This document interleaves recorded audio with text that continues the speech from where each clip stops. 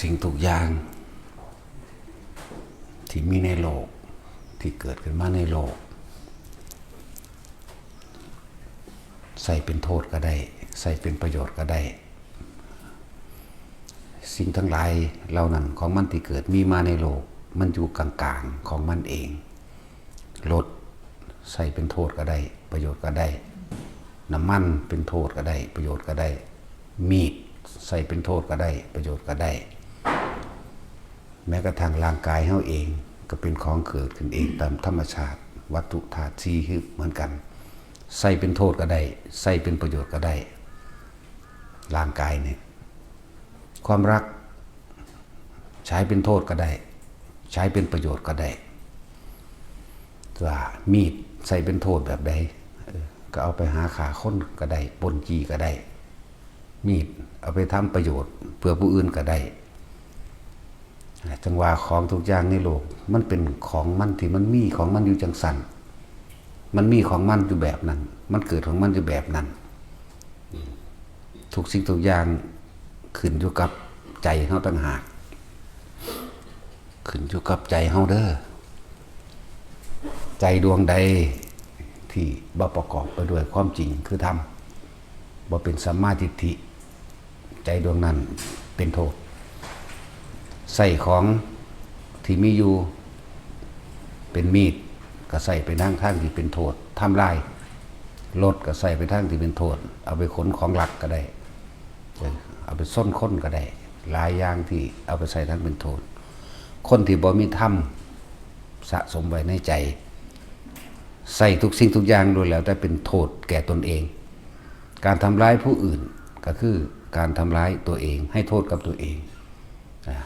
นี่แหละจังว่าร่างกายมันก็เป็นของกลางอยู่แล้วมันเป็นธาตุทั้งสี่ประกอบกันเขาซื้อได้ดินน้ำไฟลมใจต่างหากเป็นผู้เขามายึดทุกสรรพสิ่งในโลกเป็นโทษก็ได้เป็นประโยชน์ก็ได้ขึ้นอยู่กับการใส่ของเฮาเองเด้อจังว่าคนที่มีธรรมจึงจักเข้าใจสิ่งนี้จึงจักเข้าใจคำว่าอุเบกขาอุเบกขานี่บ่แม่นปล่อยว่างลักษณะว่าปล่อยปะละเลยบ่สนใจให้รู้ว่าสิ่งนี้เป็นโทษสิ่งนี้เป็นประโยชน์แต่ว่าใส่โดยไม่ยึดมีดเป็นโทษก็ได้เป็นประโยชน์ก็ได้แต่ว่าใช้โดยไม่ยึดส่วนมากเฮาก็ยึดมันนั่นเองมันก็เลยต้องเที่ยวเวียนว่ายตายเกิดตามหาสิ่งที่ตัวเองกำลังยึดอยู่นั่นแหละมันจึงเบิดภาระบ่เป็นเพราะว่ามันตามหาแสวงหาความรักใช้เป็นโทษก็ได้รักที่ว่ามันเป็นยังจึงเป็นโทษที่บ่ประกอบด้วยสัมมาทิฏฐิที่บ่ประกอบด้วยสาธารณกุศลและประโยชน์รักนั้นเก็บเอาไว้ครอบครองไว้สนองตัณหาตน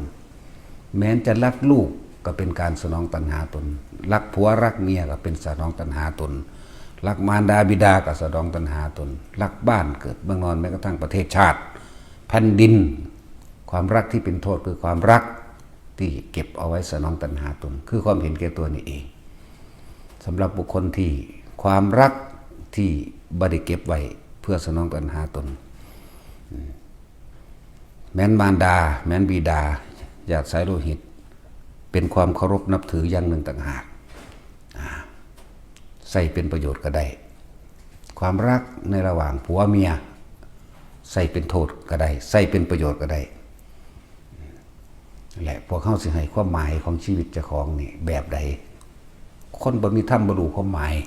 มีความหมายเดียวคือเห็นแก่ตัวเจาะจงเฉพาะเห็นแก่ตัว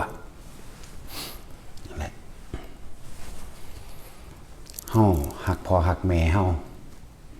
เป็นโทษแบบใดหวังเอาแต่มูลมรดกสมบัติของเพิ่นถ้าบ่ได้ดังใจด่าว่า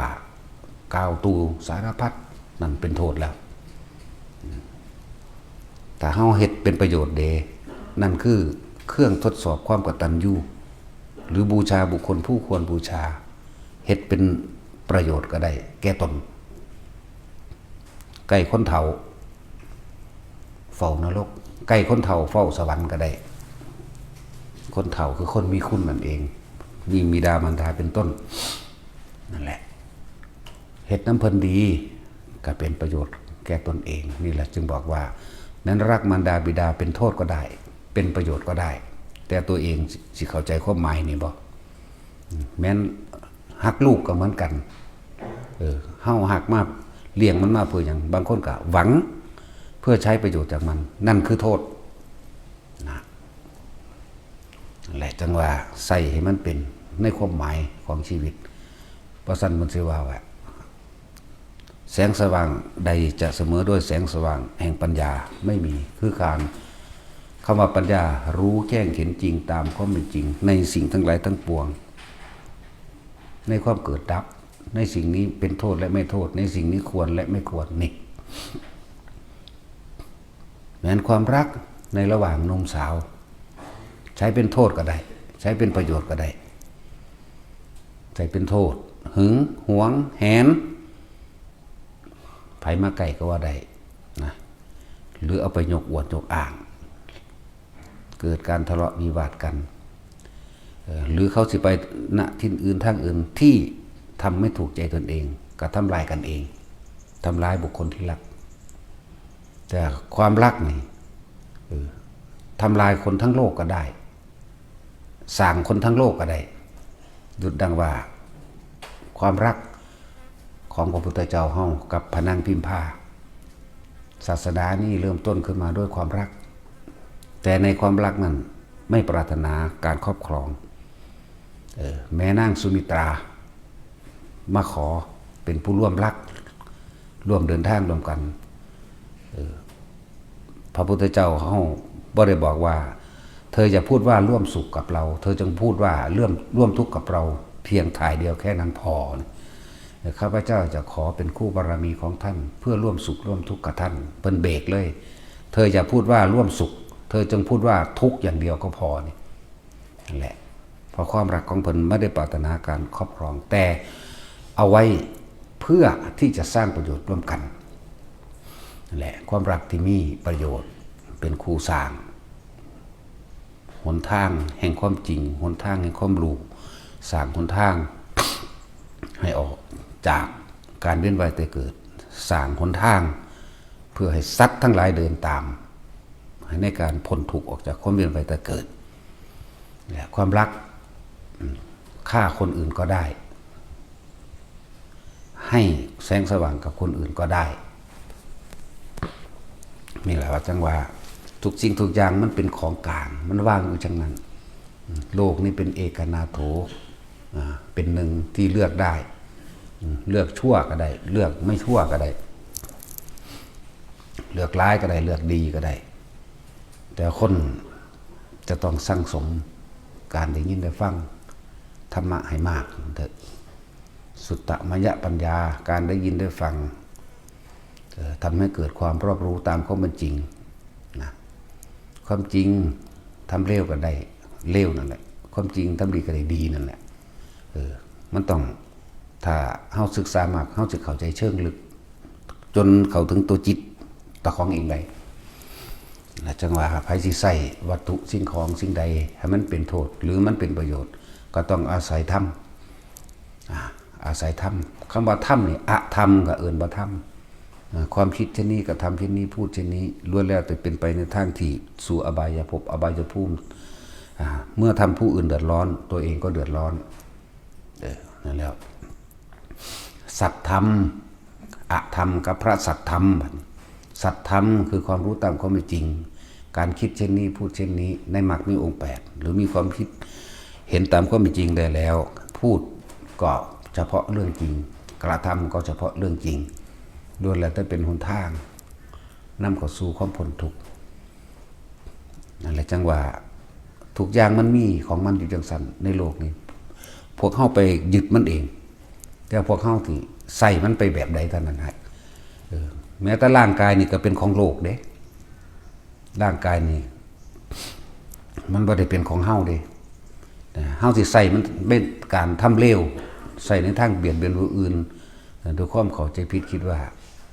ตัวเองเด่นตัวเองเก่งตัวเองร่ำรวยตัวเองมีอำนาจแล้วก็ข่มเหงล้วนแล้วแต่ใส่ร่างกายนี่เป็นโทษเพราะสุดท้ายแล้วมันก็กลับมาให้โทษที่ใจตัวเองเหมือนเดิม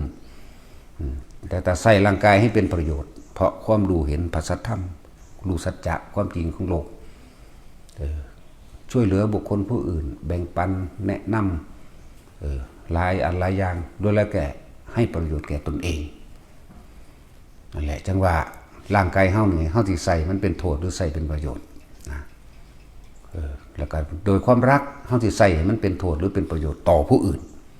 ต้องต่อผู้อื่นเท่านั้นจึงจะเป็นประโยชน์นะถ้าเฉพาะตัวเองไม่ใช่ประโยชน์เป็นโทษล้วนๆฟังให้ดีในความรักระหว่างคนสองคนถ้าต้องทำให้เป็นประโยชน์ต่อผู้อื่นเท่านั้นจึงจะเรียกว่าประโยชน์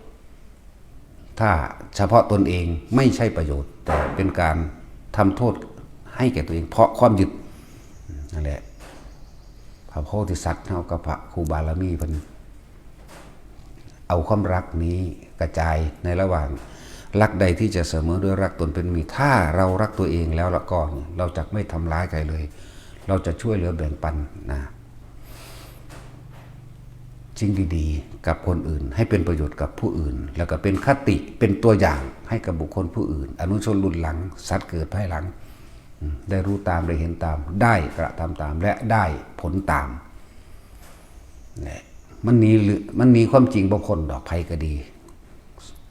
เพราะความรักนั่นแหละที่เหตุในสัตว์ทั้งหลายเวียนว่ายแต่เกิดมันหนีบุคคลเรื่องนี้ที่มีลูกเต้าเล่าหลานขึ้นมาอยู่หลายๆที่สร้างบ้านสร้างเรือนสร้าง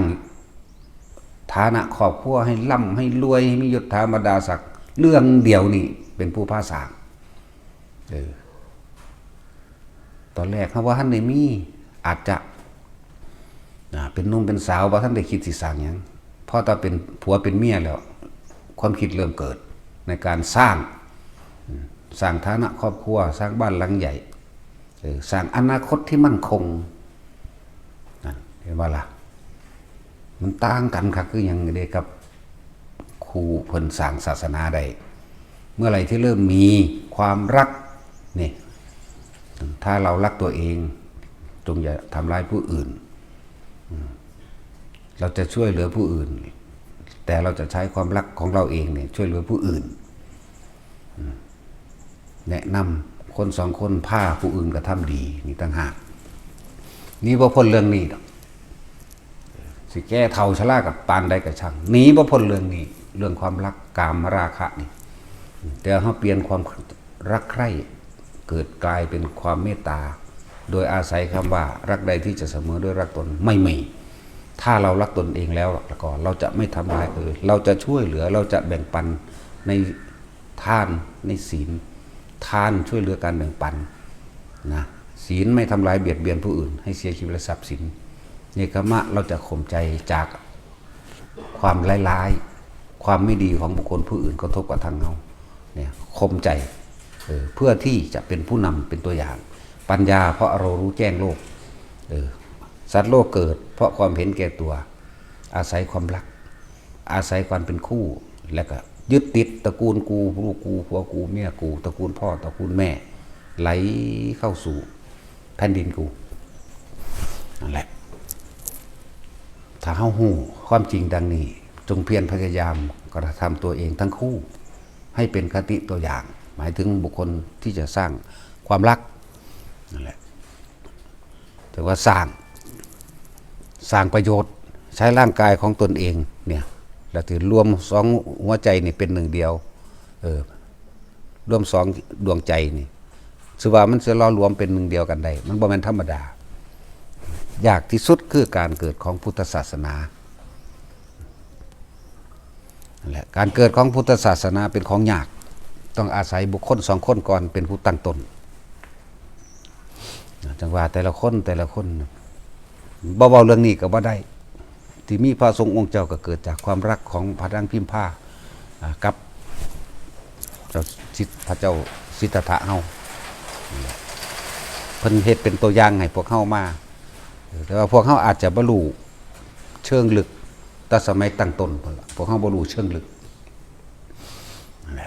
มันเป็นเรื่องที่ละเอียดมันเป็นเรื่องที่ตัวเองต้องเอาใจใส่น้ำอันหนึ่งเพราะว่าตัวเองจะต้องทำตัวเองพ้นออกจากทุกข์ได้ก็ต้องอาศัยบุคคล2 คนนี้เป็นเริ่มต้นถ้าบ่มีเพิ่น2 คนนี้พวกเข้ากะเหมือนกันล่ะกับไส้เดือนกิ้งกือตะขาบสีเข็บไม่งอดงูสัตว์น้ำลึกเหลือบลิ้นไหลพวกให้พวกมดพวกแมงบ่รู้เรื่องหยังถ้าต้องอาศัยเรื่องนี้ท่านต้องบอกว่าทุกสิ่งทุกอย่างมันขึ้นอยู่กับความรู้ทุกสิ่งอย่างขึ้นอยู่กับการใส่คำว่ารู้นี่อวิชชาเราก็รู้รอบวิชาเราก็รู้รอบเด้รู้ตามความเป็นจริงอวิชชาเขาก็รู้แจ้งแท่งตลอดนะแล้วก็วิชาเราก็รู้แจ้งแท่งตลอดจังว่าขึ้นอยู่กับการใส่เขาที่ใส่ร่างกายนี่เป็นโทษหรือเป็นประโยชน์ทุกคนอกหักผิดหวังมานี่เพราะว่าเรื่องใดทุกคนบ่ค่อยสมหวังดอกคำว่าสมหวังน่ะบ่ค่อยมีดอกส่วนมากมีแต่ผิดหวังผัวตายก่อนก็มีเมียตายก่อนก็มีหรือครอบครัวบ่สมบูรณ์ก็มีนะแต่ถ้าผู้ใดเอาธรรมะที่ทั้ง2 พระองค์นี่ซอยกันสร้างมาเพื่อสิให้เห็นคำว่าอนิจจังทุกขังอนัตตามาสรุปเอาอยู่หม่องนี้โลดบัดนี้มาสรุปเอายอดของการเห็นยอดของปัญญายอดของความจริงในสรรพสิ่งในโลกที่เฮาฮู้เฮาเห็นนี่คืออนิจจังทุกขังอนัตตายอดแห่งความคิดคือปล่อยวางเฮาสิใส่เป็นโทษหรือเป็นประโยชน์ต่างหากนี่ยอดตัวภายในมันนั่นแหละพวกเฮาเที่ยวเวียนเกิดเวียนตายอยู่เพราะว่าความรักความปรารถนาสุขนั่นเองเพราะฉะนั้นเพิ่นว่าราคะเป็นเหตุให้เกิดโทสะเป็นเหตุให้เกิดโมหะคือความหลงนั่นเองแต่ว่าเฮาสิใส่คำว่ากามนี่จะเป็นคุณหรือเป็นโทษกามมาโทษเห็นแก่ตัวกามะคุณช่วยเหลือผู้อื่นแบ่งปันให้ทานการช่วยเหลือบุคคลผู้อื่นการให้ทานนี่เรียกว่าเมตตากรุณาช่วยเหลือมุติตาไม่อิจฉาริษยาอุเบกขาควรหรือไม่ควรแล้ว ศีลคือการไม่ทำร้ายเบียดเบียนผู้อื่นให้เสียชีวิตและทรัพย์สินคน2 คนต้องมีใจแบบเดียวกันก็สิเป็นใจเดียวกันยากเลยพวกเจ้าเป็นผัวเป็นเมียกันมานี่ผู้ใดเคยมีผัวมีเมียอยู่แล้วนั่นมันเถียงกันนี่วะ1,000,000%บ่หาแต่บอกก็ได้พอเล็กไม่น้อยขนาดบ่มีลูกก็เถียงกันอยู่เด้ส่วนมีลูกเถียงกว่าเก่าอีกเนาะเฮาเห็นเบิ่งอันว่าเขาเป็นอาหักกันแท้เถียงกันคือเก่าสิล่องลอยกันเดิมกันตลอดบ่มีนั่นแล้วลิ้นกับฟันอยู่ด้วยกันกับกัดกันคือเก่านั่นแหละเนาะแม่นบ่ล่ะที่สิบ่กระทบกระทั่งบ่มีเลยแต่เพิ่นประคองกันมาเรื่อยจนสำเร็จเป็นใจเดียวกันได้อันไหนแต่ว่าให้ทุกคนเห็นคุณค่ากามคุณกับกามโทษเป็นแบบใดฟังมาเลยก็เข้าใจเองดอกแล้วผู้ใดสิใส่เป็นคุณก็ใส่ใครสิใส่เป็นโทษก็ใส่แต่ว่าคนผ่าเบานี้พระมะแล้วบ่จักคุณบ่จักโทษเลยถ้าไม่มีความรู้ตามความเป็นจริงบ่รู้ว่าอันใดเป็นคุณบ่รู้ว่าอันใดเป็นโทษเข้าใจบ่ล่ะต้องฟังการอธิบายนะทุกคนบ่ได้จ่ออยู่ในธรรมะมาตลอดถ้าเกิดดอกเนาะแต่จังว่าพวกเขาจึงต้องสังสมสุตตะหมายถึงการได้ยินได้ฟังคือหูคำว่ามันจากคำว่าโสดไปว่าหูวันนี้ได้ยินได้ฟังทำเลยว่าสูตรหูตั้งใจฟังดีๆมายะใจเนี่ยแยกแยะพิจารณาปัญญาคือให้เห็นตามความเป็นจริงจึงเรียกว่าสุตตะมยะปัญญานั่นแหละแสงสว่างใดที่จะสว่างเสมอด้วยปัญญาไม่มีนั่นแหละเพราะ